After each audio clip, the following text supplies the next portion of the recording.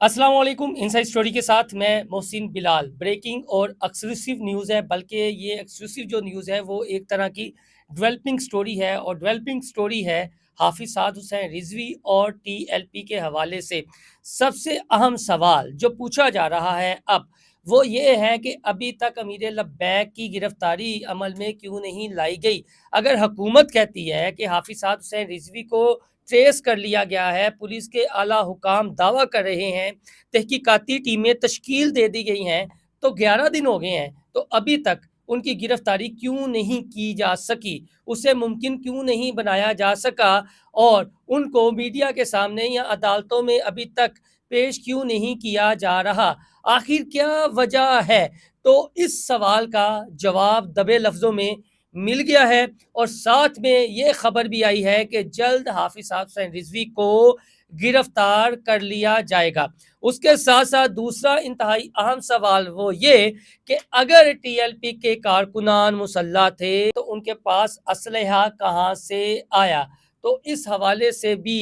कुछ निशानदेही की गई है। एक खबर मीडिया को शेयर की गई है कि इनके पास इतना ज़्यादा असलहा कहाँ से आया। अगर आप बता रहे हैं, हुकूमत से ये सवाल हुआ कि अगर आप कह रहे हैं कि वो मुसल्लह थे तो ये असला कहाँ से आ गया, तो इसका जवाब भी दिया गया है। तो अपने इस वीलॉग में मैं दोनों जो पॉइंट हैं आपके साथ शेयर करूंगा। जैसा मैंने पहले जिक्र किया है, ये डेवलपिंग स्टोरीज हैं और एक्सक्लूसिव स्टोरी है हाफिज साद हुसैन की गिरफ्तारी के हवाले से खास तौर पर। तो बात करते हैं उनकी गिरफ्तारी के तनाजुर में। निजी टीवी के रिपोर्टर हैं नदीम चौधरी साहब, हमारे करीबी दोस्तों में उनका शुमार होता है, बहुत ही सीनियर पॉलिटिकल रिपोर्टर है। उन्होंने पंजाब की वजारत इत्तेफाक की जो वजीर हैं अज़मा बुखारी साहबा, उनसे सवाल किया। सवाल उनका क्रिटिकल था, लेकिन उज़मा बुखारी साहबा ने दबे लफ्ज़ों में जो जवाब दिया उसमें बहुत ज़्यादा जो राज पिन्हा थे और जो जानने की पाकिस्तान के अवाम कोशिश कर रहे थे, उसका उन्होंने तसल्ली बख्श दबे अल्फाज में जवाब दे भी दिया कि आखिर हाफिज साहब हुसैन रिजवी की गिरफ्तारी क्यों अमल में अभी तक नहीं लाई जा रही। सवाल क्या था और जवाब सुनिए अज़मा बुखारी साहबा का, फिर हम बात करते हैं। सरकारी गाड़ियाँ वो गायब हो गई हैं, वो कोई पता नहीं है। ये रियासत की नाकामी नहीं है कि आज 11 दिन हो चुके हैं, मुझे 2 ब्रदर हैं वो गिरफ्तार नहीं हो सके। वो पुलिस की गाड़ी किसी जेल में तो नहीं डाली, कहीं ना कहीं तो वो गई। अच्छा, गुजारिश ये है कि इतना कुछ हो रहा है वो आपको नज़र नहीं आ रहा, और ये जो है वो ये एक छोटी सी बात को बुनियाद बना के आपने नाकामी हमारी डिक्लेयर कर दी। चलिए भाई, आपकी मेहरबानी, आपका पॉइंट सर आंखों पे। जहाँ तक गिरफ्तारी की बात है तो गिरफ्तारी बहुत जल्द, मैंने जैसे कहा कि हो जाएगी। देखिए, इंसानी जानों का नुकसान किए बगैर गिरफ्तारी करनी है। अगर कोई इंसानी जानों को ढाल बनाकर कोई कहीं पर मौजूद हो और वो बार बार कुछ ऐसे स्टेप्स ले रहा हो जिससे एक इश्तियाल अंगेजी और खून रेजी का खदशा हो, तो पंजाब हुकूमत हो या कोई भी हुकूमत हो, उसको कम से कम जो है नुकसान के ऊपर अपना टारगेट अचीव करना होता है। और इंशाल्लाह आपने सवाल सुना, नदीम चौधरी साहब ने सवाल किया था, क्रिटिकल सवाल था। सवाल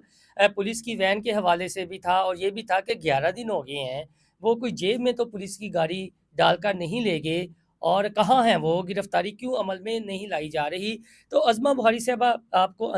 पता है कि थोड़ा सा जज्बाती हो जाती हैं। उनका अंदाज़ है, उनका एक आप ये कह लें कि एक इंसान की नेचर होती है। तो आपने इसको उस अंदाज से नहीं लेना। उसका अंदाज़ है कि जब कोई क्रिटिकल सवाल हो तो उसका जवाब भी देती हैं, तो उनका अंदाज़ थोड़ा-सा वो हो जाता है, वो जज़्बातीपन उसमें आ जाता है। तो ये कोई इतनी बड़ी बात नहीं है अगर अज़मा बुखारी साहिबा के मिज़ाज की बात की जाए, उनके मिज़ाज को सामने रख कर। तो उनका ये कहना था कि अगर कोई शख़्स ऐसे इक़दामात कर रहा हो और वो उनकी हुकूमत ये चाहती है कि इंसानी जानों का ज़िया ना हो, और अगर कोई शख्स बार-बार इंसानी जानों को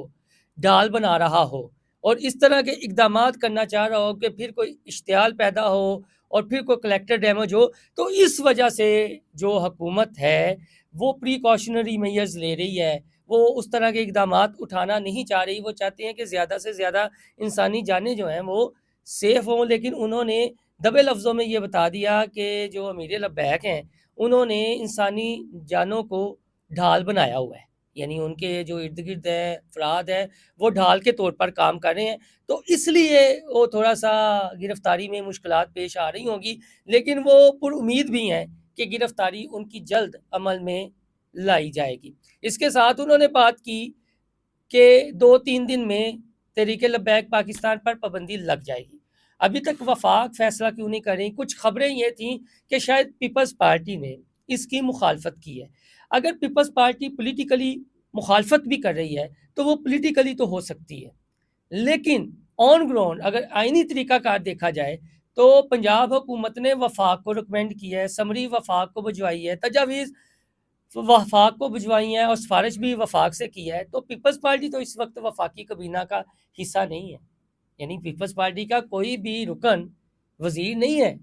وفاقی حکومت میں اور اس کا حصہ بھی نہیں ہے، تو وہ اعتراض پولیٹیکلی تو کر سکتے ہیں اسمبلی کے اندر، لیکن کابینہ کے اندر تو کوئی اعتراض نہیں ہے۔ تو اگر کوئی کابینہ کے اندر اعتراض اٹھتا اس چیز پر تو پھر بات کی جا سکتی کہ پیپلز پارٹی اس راہ میں رکاوٹ ہے۔ تو اب یہ کابینہ کے بعد جائے گا، منظوری کے بعد سپریم کورٹ، یہ ایک پروسیس ہے، جس طرح سینئر صحافی گوہر بٹ صاحب نے بھی اشارہ کیا، قمر بھٹی نے بھی اشارہ کیا، عظمہ بخاری صاحبہ ٹھیک ہے وہ حکومت پنجاب کا اپنا ایک نقطۂ نظر ہے اس پر، لیکن ایک آئینی طریقہ کار ہے، پھر سپریم کورٹ سے آئے گا، پھر الیکشن کی کمیشن میں پھر ڈی نوٹیفائی ہوگا، لیکن حکومت پنجاب آج کی تاریخ تک بھی ڈٹی ہوئی ہے کہ پابندی لگوا کے چھوڑیں گے، کالا دم کروا کے چھوڑیں گے، یہ ان کا اپنا موقف ہے حکومت پنجاب کا، کسی کو اعتراض بھی نہیں ہونا چاہیے، یہ ان کی حکومت ہے، اور یہاں یہ لاہور یا امریکہ میں یہ ثانیہ رونما ہوا ہے، تو پنجاب حکومت نے اپنا موقف دینا ہے یا وفاق سے سفارش کرنی ہے۔ لیکن جو گرفتاری والا معاملہ ہے وہ ایک نئی بات تھی، حیران کن کہ انہوں نے کچھ افراد کو بطور ڈھال استعمال کر رہے ہیں، اور حکومت پنجاب اس لیے اب آپریشن نہیں کر رہی اور گرفتاری کا کوئی طریقہ کار طے کر رہی ہے کہ کس طرح گرفتاری ممکن بنانی ہے تاکہ انسانی جانوں کے ضیاع سے بھی بچا جا سکے۔ یہ دوسرا عام سوال تھا جی کہ وہ جو اگر مسلح تھے تو ویپن ان کے پاس کہاں سے آئے، یہ بھی سوال ہوا۔ عظمہ بخاری صاحبہ نے بریف بھی کیا میڈیا کو، اور انہوں نے کہا جی کہ میرے پاس 2021 اور 25 کا ڈیٹا ہے۔ بہرحال جب ان سے یہ سوال ہوا تو انہوں نے کیا جواب دیا، اور اس کے ساتھ ساتھ جو اسلحہ ڈیلر ہیں ان کو کیا الٹیمیٹم دیا، وہ بھی آپ سن لیں۔ بتائیے جو 2017 سے آنورڈ ہو رہا ہے، میرے پاس وہ ریکارڈ بھی موجود ہے، یہ کس کس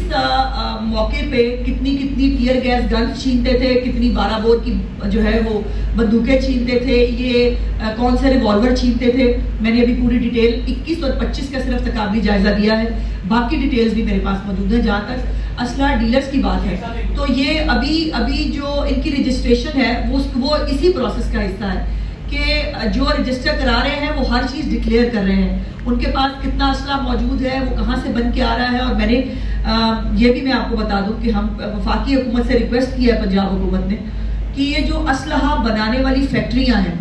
ان کو بھی برائے مہربانی ریگولرائز کیا جائے، ان کو بھی رجسٹر کیا جائے تاکہ وہاں پر کیا اسلحہ بن رہا ہے۔ ابھی آپ لیٹ آئے ہو، مجھے دوبارہ بتانا پڑے گا، 10 لاکھ سے زیادہ لائسنسی اسلحہ موجود ہے پنجاب کے اندر، 10 لاکھ سے زیادہ، بلکہ 10.5 لاکھ کے قریب اتنا لائسنسی اسلحہ ہے۔ تو آپ اندازہ لگاؤ کہ غیر قانونی لائسنسی اسلحے، جو غیر قانونی اسلحہ ہے اس کی کیا تعداد ہوگی۔ تو 1 مہینے کا ٹائم دیا ہے کہ جن کے پاس غیر قانونی اسلحہ ہے وہ اس کو ڈکلیئر کریں، ورنہ بہت اسٹرکٹ ایکشن ہوگا۔ اور جو لائسنسی اسلحہ ہے اس کو جو ہے لوگ ڈکلیئر کر رہے ہیں، اور اس میں بہت ساری رجسٹریشن جو ہے وہ ہو گئی ہے، لوگوں نے خود آ کے والنٹیئر کیا ہے، جو بہت اچھی بات ہے۔ اس کے اندر جو سیکیورٹی کمپنیاں ہیں ان کا جی آپ نے یہ بھی سن لیا، بیسیکلی وہ میڈیا کو بریف یہ کرنا چاہ رہی تھیں عظمہ بخاری صاحبہ کہ یہ جو ویپن کی آپ بات کرتے ہیں نا کہ ان کے پاس ویپن کہاں سے آئے، جو فوٹیجز وغیرہ بھی بار بار حکومت پنجاب دکھا رہی ہے کہ ویپن ہیں یا ان کے ٹیئر گنیں بھی ان کے پاس ہیں، تو ان کا یہ کہنا تھا کہ 2021 میں بھی انہوں نے چھینی اور اپنے پاس رکھ لیں۔ اس کے بعد انہوں نے کہا جی کہ 2025 یہ جو سانحے سے پہلے بھی انہوں نے جو پولیس کی گاڑیوں کو قبضے میں لیا، پولیس اہلکاروں کو تشدد کا نشانہ بنایا، ان کے پاس جو اسلحہ تھا، ان کے پاس جو ٹیئر گن تھیں وہ چھین لی، جو ربر والی گن بھی تھی تو وہ یہ تھی۔ اور ساتھ میں انہوں نے یہ بھی کہا ہے کہ جو 2017 کا تھا فیض آباد کا دھرنا، تب بھی یہ ہوا تھا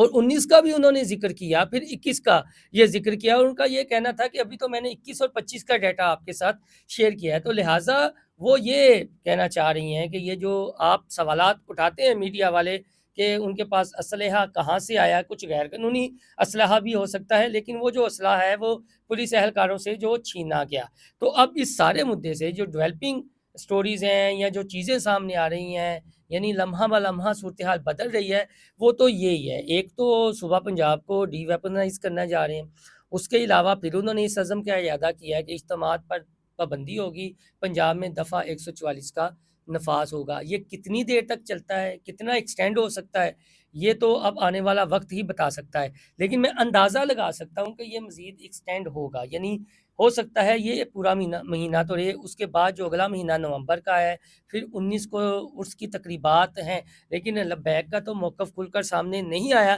ہاں، لبیک کے ترجمان کی جانب سے یہ اسٹیٹمنٹ ضرور سامنے آئی تھی، جو عظمہ بخاری صاحبہ نے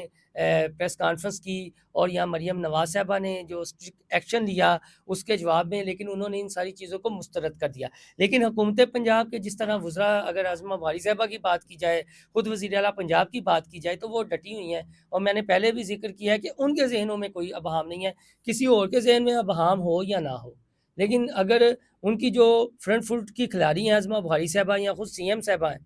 ان کے ذہن میں ٹی آر پی کے معاملے کو لے کر کوئی ابہام نہیں ہے، اس لیے وہ انتہا پسند جماعت بھی لکھ رہے ہیں، شدت پسند جماعت بھی لکھ رہے ہیں، جو سرکاری طور پر ٹیکز شیئر ہوتے ہیں، یہ ان کا اپنا موقع ہے۔ بہرحال آپ پہلے سوال پر اور عظمہ بخاری صاحبہ کے جواب پر غور کیجیے گا، اس میں بہت ساری چیزیں جو ہے نا آپ کو مل جائیں گی، بار بار سنیے گا اور آپ کو کلیئر ہو جائے گا کہ ابھی تک گرفتاری کیوں عمل میں نہیں لائی گئی اور وجوہات کیا ہو سکتی ہیں۔ باقی آپ کی اپنی رائے ہے، فیڈ بیک ضرور دیجیے گا۔ اللہ حافظ۔